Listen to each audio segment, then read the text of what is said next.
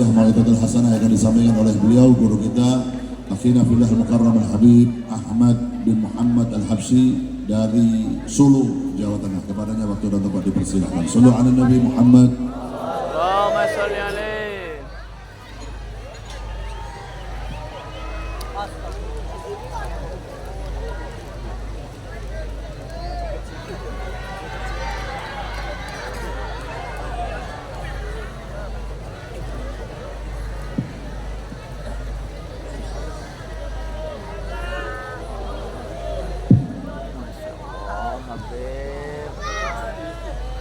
Bismillahirrahmanirrahim. Assalamualaikum warahmatullahi wabarakatuh. Waalaikumsalam warahmatullahi wabarakatuh.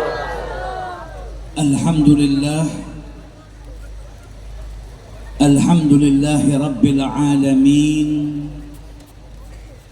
Subhanaka la ilma lana illa ma 'allamtana innaka antal alimul hakim. Rabbi shrah li sadri wa yassir li amri wahlul 'uqdatam min lisani yafqahu qawli. Allahumma salli wa sallim ala sayyidina Muhammad Miftahi babi rahmatillah adada ma fi ilmillah salatan wa salaman daimaini bidawami mulkillah wa ala alihi wa sahbihi.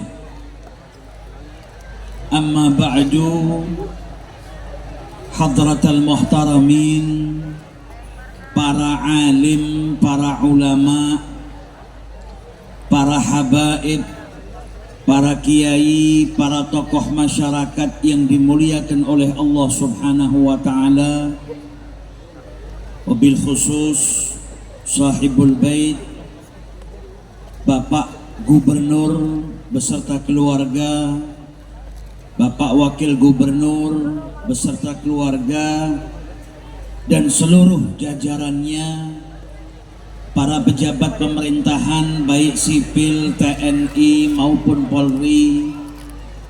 Yang saya muliakan juga Al-Habib Ali Zainal Abidin bin Segaf As-Segaf, Al-Habib Quraisy Baharun, dan segenap para alim, para ulama, para habaib, para kiai yang tidak bisa saya sebutkan satu persatu tanpa mengurangi rasa hormat dan ta'zim. Alhamdulillah, di malam yang penuh berkah ini Allah Subhanahu wa ta'ala mengumpulkan kita di majlis yang insya Allah dihujani berkah oleh Allah Subhanahu wa ta'ala.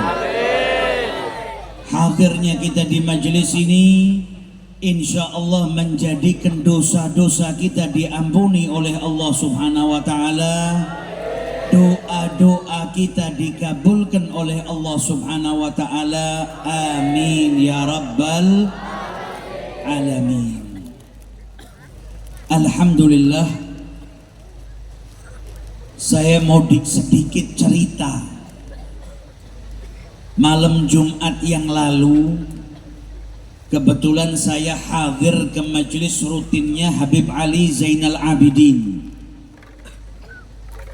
Dan saat itu ada tamu salah seorang dari pejabat Selangor Malaysia.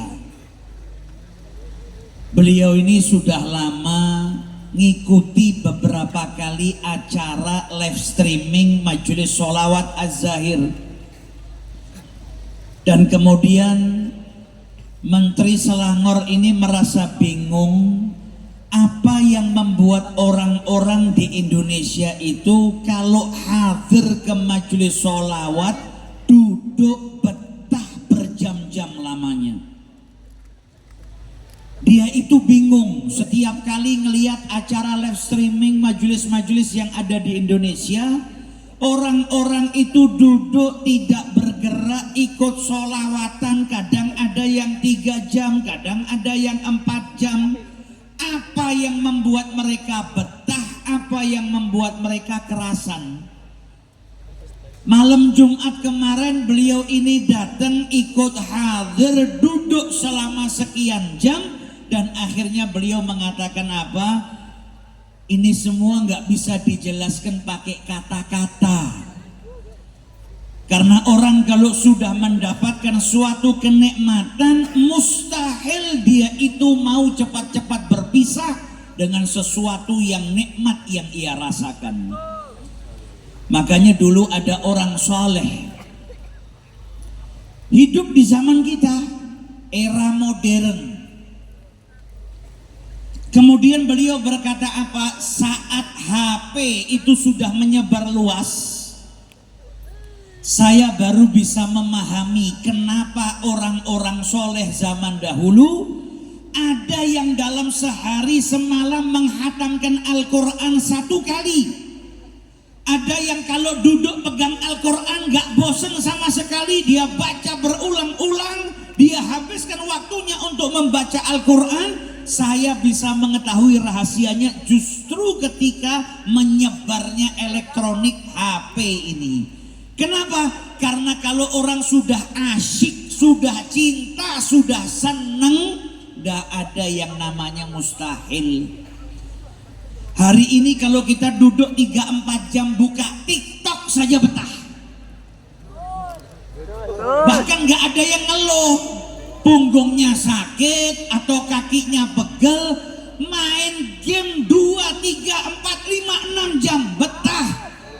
Dan dulu orang-orang soleh, mereka itu memegang Al-Quran, cinta dengan Al-Quran, asyik dengan Al-Quran, seperti asyiknya kita kepada elektronik atau kepada HP atau kepada game zaman sekarang. Sama asyiknya tapi beda yang dipegang. Kalau mereka betah baca Al-Quran, kalau kita betah pegang HP. Jadi intinya apa? Intinya tak kenal maka tak sayang. Kalau orang yang belum pernah hadir ke majelis seperti ini, dia nggak tahu, nggak rasa nikmatnya orang hadir ke majelis seperti ini. Kalau ingin tahu rahasianya apa, hadir, berusahalah untuk menikmati, mendapatkan rasanya. Kalau sudah dapat nikmat, nggak mau pisah. Makanya butuh itu jadi tak kenal maka tak sayang. Kita hadir ke majelis ini juga merupakan upaya kita untuk apa? Mengenal Nabi besar kita Muhammad Sallallahu Alaihi Wasallam.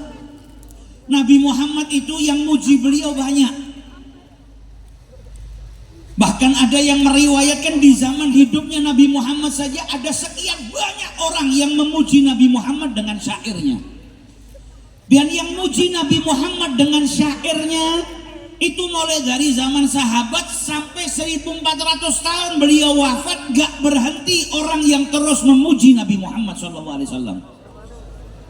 Para ulama itu ada yang mengekspresikan cintanya kepada Nabi dengan muji Nabi. Ada yang mengungkapkan rasa cintanya dengan menulis kitab yang menjelaskan tentang syama'ilnya Nabi Muhammad, keindahannya Nabi. Dari mulai zamannya Al-Imam At-Tirmidzi sampai ke zamannya Syekh Yusuf An-Nabhani. Kemudian banyak daripada ulama yang menyusun tentang keindahan fisiknya Nabi Muhammad, keindahan akhlaknya Nabi Muhammad. Tujuannya apa? Mengenalkan kita kepada Nabi Muhammad. Supaya apa? Kalau kita kenal jatuh cinta. Kalau kita kenal dengan Nabi Muhammad, kita akan cinta, dan cinta yang akan mendorong kita untuk mengikuti Nabi besar kita Muhammad Sallallahu Alaihi. Ada kitab syama'il namanya Wasailul Wusul ila Syamailir Rasul. Itu yang nyusun seorang ulama mulia, ulama besar yang cintanya sama Nabi Muhammad luar biasa. Beliau itu ketika menyusun kitab syama'il, tujuannya apa? Bukan supaya dibilang ahli ilmu, bukan ingin dapat nama, Tujuannya apa? Pengen cari ridhonya Nabi Muhammad. Kata beliau, orang yang muji Nabi saja diridhoi oleh Nabi Muhammad. Wa kafahum, dan Nabi membalas pujian mereka dengan apa? Kebaikan. Ada sahabat Nabi yang muji Nabi dengan qasidah, dikasih hadiah burdahnya Nabi Muhammad SAW. Makanya beliau nyusun kitab Syama'ilnya Nabi. Tujuannya apa? Dapat ridhonya Nabi Muhammad. Dan kemudian niatnya apa? Agar bisa tergolong sebagai salah satu dari pelayannya Nabi besar Muhammad Sallallahu Alaihi. Kalau ada orang kerja jadi pelayan, misal tanpa merendahkan, ada enggak kira-kira orang-orang yang sombong atau kemudian memamerkan dirinya bangga menjadi pelayannya fulan?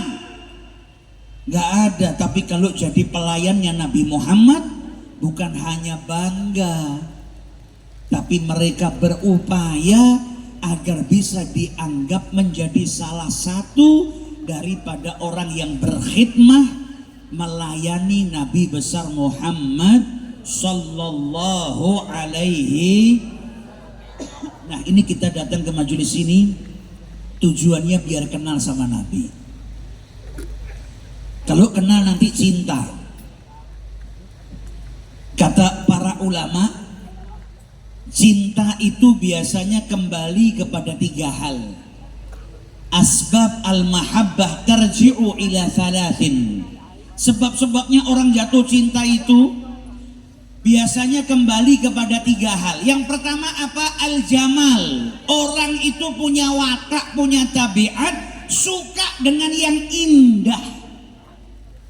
Laki melihat perempuan cantik senang. Perempuan melihat laki yang tampan senang. Orang yang pergi melihat pemandangan yang indah senang. Segala sesuatu yang indah-indah itu wataknya manusia menyukai. Nah, kalau kita kenal Nabi Muhammad, kita tak akan tahu keindahan-keindahannya Nabi Muhammad, yang itu menjadikan kita jatuh cinta dengan Nabi besar kita Muhammad Sallallahu Alaihi Wasallam. Kemudian kata ulama yang kedua al-kamal, sempurna. Manusia itu suka yang sempurna-sempurna. Kalau yang kurang-kurang tabiatnya nggak condong ke sana. Kalau yang sempurna condong. Kemudian yang bikin manusia jatuh cinta apa? An-nawal. Kalau ada orang berbuat baik kepada kita, punya jasa sama kita, gak pakai disuruh, otomatis kita jatuh cinta.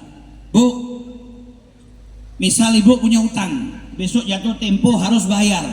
Tiba-tiba ada teman datang ngasih uang, bukan ngutangin kita, ngasih hadiah. Nih saya kasih hadiah buat besok bayar utang, sisanya buat belanja keperluan. Tiba-tiba jatuh cinta apa benci? Jatuh cinta. Manusia itu secara otomatis cinta dengan orang yang berbuat baik kepada dirinya. Makanya setiap anak itu kenapa kok cinta sama orang tuanya?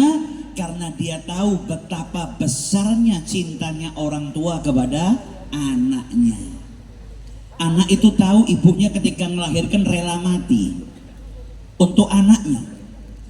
Anak itu tahu cintanya orang tua kepada anaknya. Kadang orang tua itu rela nggak makan asalkan anaknya kenyang. Anak itu tahu betapa cintanya orang tua sampai terkadang dia sakit, orang tuanya ngerasakan lebih sakit. Tidur nggak bisa, makan nggak nafsu. Nah, kalau kita tahu betapa cintanya Nabi Muhammad kepada kita, insya Allah ini menjadikan kita semakin cinta kepada Nabi besar kita Muhammad Sallallahu Alaihi Wasallam. Gak ada manusia yang cintanya sama kita melebihi daripada Nabi Muhammad kepada kita. Gak ada. Nabi Muhammad tuh cinta sama umatnya bukan di masa hidupnya saja. Nanti di hari kiamat manusia dibangkitkan, beliau masih gak lupa sama umatnya. Nabi Muhammad di hari kiamat masih capek, masih bersusah payah, masih mondar-mandir memintakan syafaat kepada Allah untuk umatnya. Beliau ini nanti di hari kiamat masih capek bersusah payah untuk nolong kita yang terkadang lupa kepada Nabi Muhammad SAW. Makanya kita harus sadari betapa sayangnya Nabi Muhammad kepada kita. Nabi Muhammad tuh ketika baca ayat Al-Quran, kisahnya Nabi Allah Isa alaihi salam, di mana dalam Al-Quran disebutkan in tu'adzibhum fa innahum ibaduk. Ya Allah, kalau engkau siksa mereka, sesungguhnya mereka adalah hambamu. Ini kisahnya Nabi Isa. Nabi Muhammad ketika membaca ayat tersebut, ya Allah, kalau kau siksa mereka, sesungguhnya mereka adalah hambamu. Itu Nabi netesin air mata, nangis. Karena apa? Teringat dengan umatnya. Beliau ngangkat kedua tangannya, Allahumma ummati, ummati, minta agar umatnya diselamatkan. Kita ini berkat Nabi Muhammad jadi mulia. Nabi yang nangis, Nabi yang sedih, Nabi yang minta kepada Allah, wa huwa habibullah, dan beliau kekasihnya Allah. Malaikat Jibril turun bawa kabar gembira dari Allah, inna sanurdzika fi ummatika, kami akan buat engkau ridha perkara umatmu, wala nasu'uk. Allah nggak mau bikin Nabi Muhammad sedih perkara umatnya. Makanya kita harus tahu betapa besar jasanya Nabi. Anak kecil itu mulai dari kecil belajar kitab adab. Kalau di pesantren ada kitab namanya Akhlak lil Banin. Dari mulai kitab dasar kita sudah diajarkan apa? Engkau sebesar apapun yang kau lakukan untuk Nabi Muhammad, engkau tidak akan mampu membalas jasanya Nabi besar Muhammad SAW. Yang mengenalkan kita kepada Allah Nabi, yang datang bawa Islam Nabi, yang menunjukkan kepada kita mana yang halal, mana yang haram Nabi Muhammad, yang mengeluarkan manusia dari kegelapan menuju ke cahaya yang terang benderang Nabi Muhammad, yang nuntaskan kebodohan menuju kepada ilmu pengetahuan Nabi besar kita Muhammad sallallahu alaihi wasallam. Maka kalau ada orang hadir ke pengajian seperti ini, tujuannya pengen kenal Nabi Muhammad, sebagai bentuk apa? Paling tidak kita niatkan untuk bentuk syukur dan terima kasih kita kepada Nabi besar kita Muhammad sallallahu alaihi wasallam. Saya nggak mau bicara politik, tapi saya buat perumpamaan saja. Kadang kalau ada pemilihan kepala daerah, pemilihan wali kota, gubernur, kadang kita itu nggak pernah kenal sama orang yang nyalon bisa jatuh cinta. Karena apa? Ya dengar kebaikannya, dengar visi misinya. Karena sering mendengar, jatuh cinta. Dan kadang kalau ada orang yang sudah jatuh cinta, saking fanatiknya ikut kampanye, padahal bukan tim suksesnya. Ketemu sama temannya, diajak, ayo pilih ini, visi misinya bagus, orangnya masya Allah. Karena cinta dia jadi tim suksesnya. Nah kita ayo umatnya Nabi Muhammad senantiasalah sepanjang hidup kita jadikan diri kita tim suksesnya Nabi besar Muhammad SAW. Di mana tempat, ayo kampanyekan akhlaknya Nabi, kampanyekan Nabi Muhammad kepada siapapun, baik dengan ucapan maupun perbuatan. Karena ada orang yang bisa berdakwah kampanye tentang Nabi dengan ucapannya, ada juga yang dengan perbuatannya, dengan akhlaknya. Karena Nabi Muhammad meninggalkan kepada kita akhlak yang luar biasa. Kalau kita terapkan, nggak mustahil hidayah sampai kepada orang yang melihat budi pekerti yang luhur. Al-Habib Ali bin Abdurrahman Al-Jufri, beliau itu di salah satu konferensi pernah ketemu sama orang Jepang Muslim. Beliau penasaran, beliau tanya, gimana ceritanya Anda masuk Islam? Kalau di Indonesia kan memang Islam masuk dari dulu. Ada wali songo, ada ulama-ulama terdahulu yang datang menyebarkan agama Islam. Kalau Jepang kan nggak seperti Indonesia. Beliau tanya, gimana ceritanya kau masuk Islam? Maka kata orang Jepang tadi, saya bukan mu'alaf. Saya lahir muslim, bapak saya yang masuk Islam. Saya dari lahir sudah Islam. Lah gimana ceritanya bapak Anda masuk Islam? Kata beliau apa? Bapak saya dulu tinggal di Indonesia, buka toko. Kemudian di sebelahnya juga ada tokonya orang Indonesia, muslim. Tokonya sama, jajanannya, dagangannya sama. Misal biasanya kalau kita pergi ke pasar toko spare part, ya sebelah-sebelahnya toko spare part juga. Ini orang Jepang buka toko, sebelahnya muslim. Kata orang muslim ini tadi ketika menceritakan bapaknya, padahal bapaknya itu kurang baik sama tetangga muslimnya nih yang orang Indonesia. Gak nyapa, gak tegur sapa, gak pernah berbuat baik.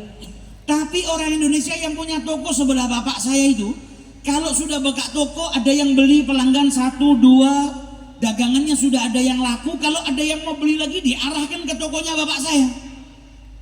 Tuh di sana juga ada, beli di sebelah sana saja. Maka orang Jepang ini bingung. Saya ini nggak pernah berbuat baik sama dia, tapi kok dia selalu berbuat baik kepada saya. Ketika mau pulang ke Jepang ini orang penasaran. Kenapa kok kau berbuat seperti ini? Maka kata orang Indonesia tadi yang muslim, karena agama saya ngajarkan seperti ini. Mazala Jibril yusini biljar. Saya diperintahkan untuk berbuat baik sama tetangga. Apa agamamu? Islam. Islam itu bagaimana? Dikisahkan, diceritakan tentang Islam. Akhirnya apa? Masuk ke dalam ajaran Islam. Bukan karena ceramah atau dakwahnya, tapi karena ngelihat akhlaknya Nabi Muhammad yang ada pada orang tersebut. Makanya nyontok akhlaknya Nabi itu penting. Nih majelis seperti ini diadakan sama Pak Gubernur. Beliau juga punya tujuan apa? Membenahi moral dan akhlak masyarakatnya. Karena akhlak yang buruk itu kalau sampai tersebar luas bahaya. Kita disuruh berakhlak baik secara individu maupun secara bermasyarakat. Kalau akhlak yang buruk yang tersebar di masyarakat, akhlak yang buruk itu seperti apa? Saling iri, saling mendengki. Akhlak yang buruk itu seperti apa? Saling membenci. Akhlak yang buruk itu seperti apa? Banyak. Kalau itu yang menyebar di tengah-tengah masyarakat, bayangkan satu masyarakat hidup satu dengan lain saling iri, saling mendengki, saling mencaci. Yang ada masyarakatnya nggak rukun, terpecah belah, bahkan mungkin bisa menjadikan peperangan satu dengan yang lainnya. Tapi kalau yang nyebar akhlaknya Nabi Muhammad, ya Allah, ketemu orang saja Nabi perintahkan kita mengucapkan salam. Kepada yang kau kenal ataupun yang tidak kau kenal, ucapkan salam. Salam ini numbuhkan cinta. Ketemunya saja sudah saling mendoakan assalamualaikum warahmatullahi wabarakatuh. Didoakan selamat, dapat berkah, dapat rahmat. Yang didoakan balas mendoakan.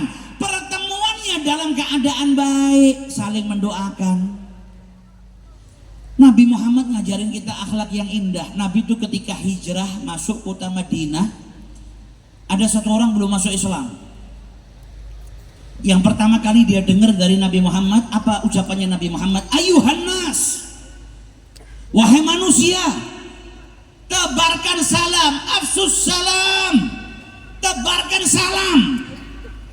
Lihat ajaran yang dibawa sama Nabi. Kalau kita praktekkan akhlaknya Nabi Muhammad, ketemu orang salam, salam itu numbuhkan cinta. Kalau sudah cinta nggak terpecah belah.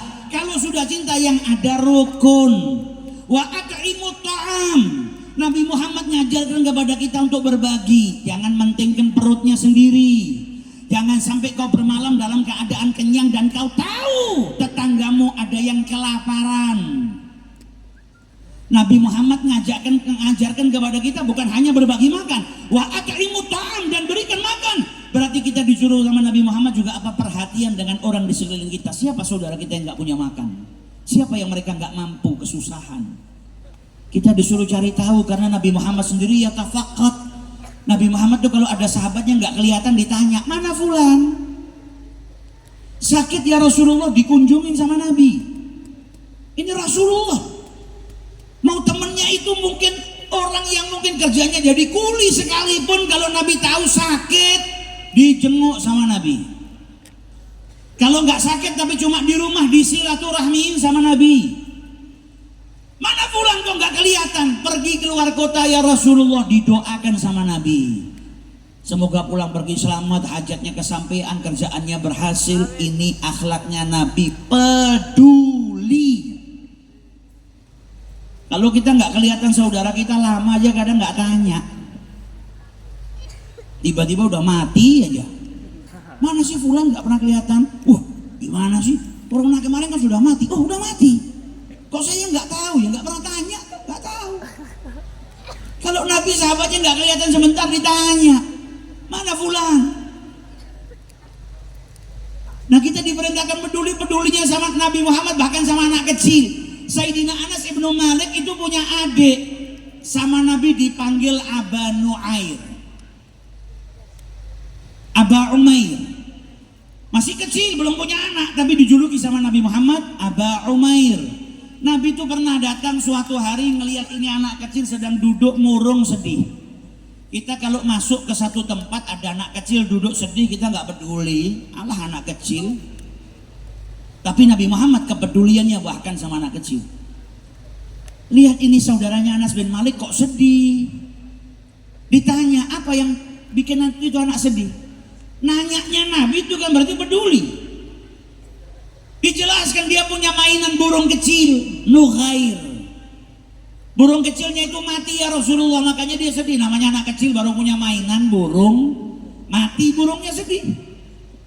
Nabi nggak cuma terus ditinggal sama Nabi, enggak, didatengin sama Nabi, dihibur sama Nabi. Ya Aba Umair, ma fa'alan Nughair. Aba Umair, bagaimana kabarnya burungmu itu?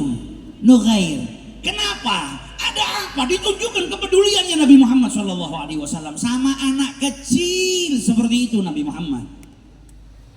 Lihat akhlaknya, ini yang perlu kita sebarluaskan.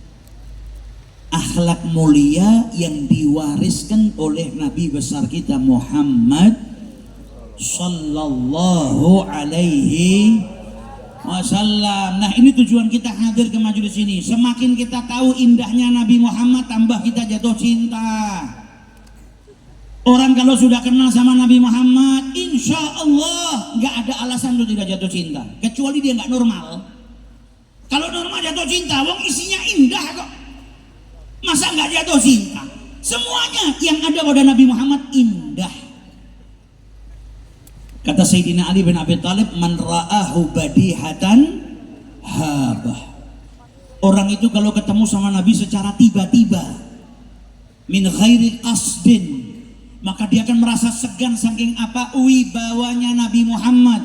Wa man khalatahu ma'rifatan, tapi kalau sudah kumpul sama Nabi, kenal sama Nabi Muhammad, tahu Nabi Muhammad, apa yang dia dapatkan?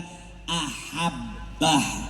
Bukan hanya jatuh cinta, tapi cintanya kepada Nabi Muhammad melebihi daripada cintanya kepada dirinya sendiri dan apapun yang ada di muka bumi ini.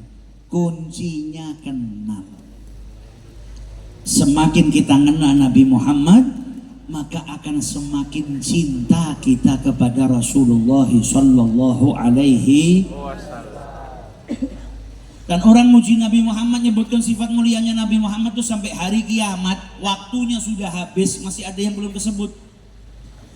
Seperti dalam Simtud Durar kan disebutkan wa ala tafannuni wasifihi biwasfihi yafnaz zaman. Waktu sudah habis, zaman sudah selesai. Semahir apapun orang yang mensifati Nabi Muhammad, sampai zaman waktu sudah selesai, wa fihi malam yusafi, masih banyak yang belum diungkapkan tentang sifat mulianya dan sifat indahnya Nabi besar Muhammad sallallahu alaihi wasallam. Ini suri tauladan kita. Kepala rumah tangga kalau nyontoh Nabi Muhammad, rumah tangganya sukses. Seorang suami kalau nyontoh Nabi Muhammad, akhlaknya jadi sebaik-baik suami. Seorang kepala rumah tangga kalau nyontoh Nabi Muhammad, jadi sebaik-baik kepala rumah tangga. Seorang guru atau pendakwah kalau yang ditiru Nabi Muhammad, maka dia akan menjadi sebaik-baik guru. Seorang pemimpin kalau yang dicontoh Nabi Muhammad, maka dia akan menjadi sebaik-baik pemimpin. Karena apa? Suri tauladan kita adalah junjungan Nabi besar kita Muhammad sallallahu alaihi wasallam. Nah, kita yang duduk di sini pingin ngerasakan cinta seperti cintanya para sahabat yang rela ngorbankan nyawanya, hartanya, apapun yang mereka miliki untuk Nabi Muhammad. Itu bukan instan, duduk tiba-tiba jadi cinta, enggak. Ya ada perjuangannya, maka kita hadir seperti ini berjuang supaya apa? Bisa mencintai Nabi Muhammad dengan cinta yang dituntut, yang diminta oleh Nabi Muhammad, yang bikin iman kita sempurna. Para sahabat cinta sama Nabi Muhammad sudah meraktekkan hadisnya Nabi Muhammad, la yu'minu ahadukum hatta akuna ahabba ilaihi min walidihi wa waladihi wan nasi ajma'in. Itu sudah diperhatikan sama Nabi. Sayyidina Abu Bakar Siddiq ketika bela Nabi Muhammad dipukulin. Ada satu orang kafir Quraisy namanya Uqbah bin Abi Mu'ayth itu mukul wajahnya Sayyidina Abu Bakar dengan kelompen, sendal yang terbuat dari kayu, ada pakunya. Terluka parah, dikira hampir mati. Ketika buka mata yang pertama kali ditanya apa? Ma fa'ala Rasulullah. Tadi beliau di sana sama Nabi Muhammad, beliau dihajar pingsan. Maka ketika buka mata yang dikhawatirkan siapa? Nabi. Gimana keadaannya Nabi Muhammad? Bapaknya bilang apa? Kau ini yang bikin seperti ini sahabatmu Muhammad, kok yang ditanya Muhammad? Maka Abi Quhafa, bapaknya Sayyidina Abu Bakar, bilang sama ibunya, kasih makan anakmu, kasih minum supaya sehat. Ketika ibunya mau ngasih makan, apa kata Sayyidina Abu Bakar? Demi Allah, gak ada yang masuk ke dalam perut saya sebelum saya tahu keadaannya Nabi Muhammad. Dalam keadaan sakit dibopong untuk berjumpa dengan kekasih hatinya. Makanya kita nggak heran ketika Sayyidina Abu Bakar didatengin sama Nabi Muhammad, dikabarin sudah dapat izin hijrah dari Allah Subhanahu wa taala, maka beliau saking bahagianya neteskan air mata, bahagia. Kita nggak heran, padahal perjalanan saat itu yang paling membahayakan jalan sama Nabi, karena target utamanya Nabi Muhammad. Yang dikejar sama orang Quraisy Nabi Muhammad, yang mau dibunuh Nabi Muhammad, berarti perjalanan yang paling membahayakan saat itu dengan Nabi Muhammad. Tapi Abu Bakar ketika dikabarin nemenin Nabi hijrah, bahagia luar biasa, bukannya takut. Ini resikonya mati, nggak peduli.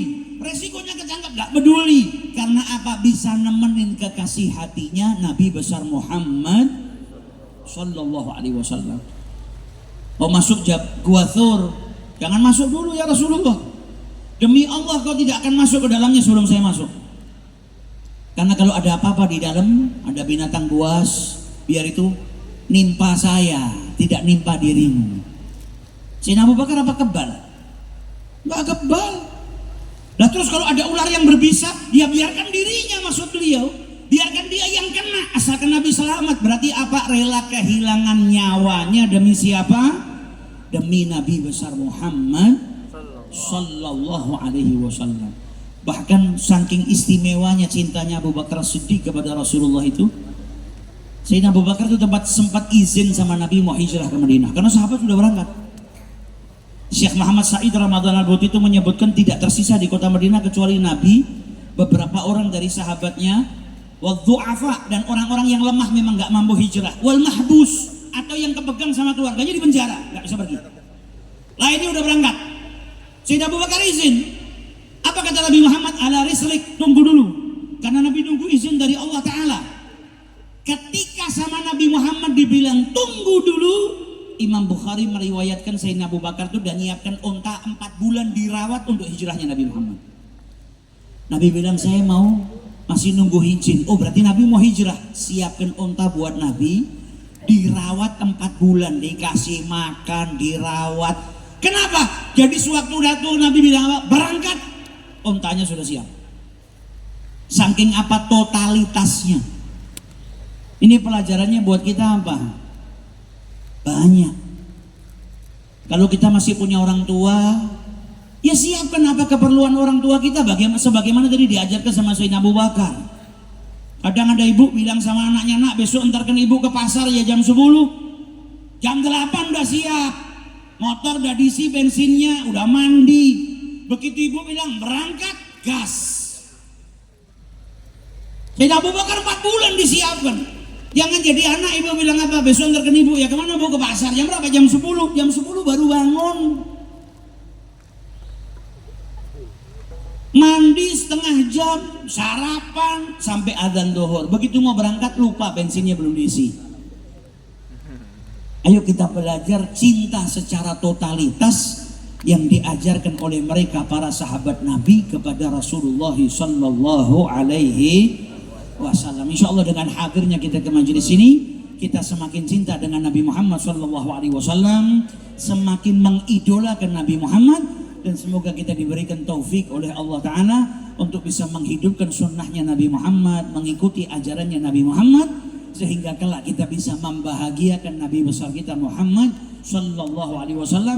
Dan di hari yang membahagiakan ini, hari HUT kemerdekaan negara yang kita cintai ini, kita juga doakan semoga negara kita ini senantiasa diberikan keberkahan oleh Allah Subhanahu wa taala, dijadikan baldatun thayyibatun wa rabbun ghafur, dan insya Allah para pemimpin negara ini senantiasa diberikan sifat yang amanah oleh Allah Ta'ala, bisa terus bekerja, diberi kekuatan untuk memberikan maslahat yang baik bagi masyarakat Indonesia, bagi rakyat Indonesia, dan semoga hajat-hajat kita dikabulkan oleh Allah Ta'ala, doa-doa kita dikabulkan oleh Allah Ta'ala, diberkahi usia kita dalam keadaan ta'ah, dalam keadaan senantiasa diridhoi oleh Allah, dan semoga kelak diwafatkan kita dalam keadaan husnul khatimah, dalam keadaan diridhoi oleh kedua orang tua kita, diridhoi oleh guru-guru kita, dan tentunya insya Allah diridhoi oleh Nabi besar Muhammad sallallahu alaihi wasallam, dan juga diridhoi oleh Allah subhanahu wa ta'ala. Amin ya rabbal alamin. Nadkhul ma'ataha insya Allah wa ali fi sufufil awalat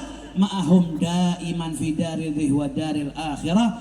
Wa sallallahu ala sayyidina Muhammadin wa ala alihi wa sahbihi wa sallam. Wallahul muwaffiq ila aqwamit thariq. Tsumma assalamu alaikum warahmatullahi wabarakatuh. Waalaikumsalam warahmatullahi wabarakatuh. Dihaturkan ribuan